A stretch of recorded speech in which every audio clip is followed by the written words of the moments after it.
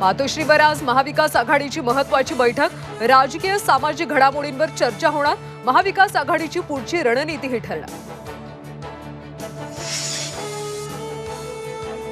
शिवरायांचा पुतळा कोसळल्यानं महाविकास आघाडी आक्रमक। मालवण तहसील कार्यालयावर विरोधकांचा सकाळी 11 वाजता धडक मोर्चा।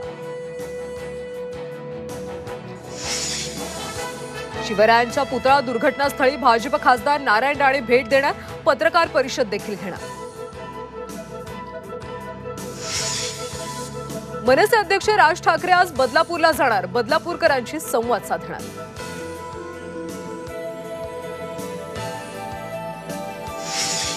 राष्ट्रवादी अजित पवार पक्षाची जनसन्मान यात्रा आज लातूरमध्ये अहमदपूर इथं सभा होणार।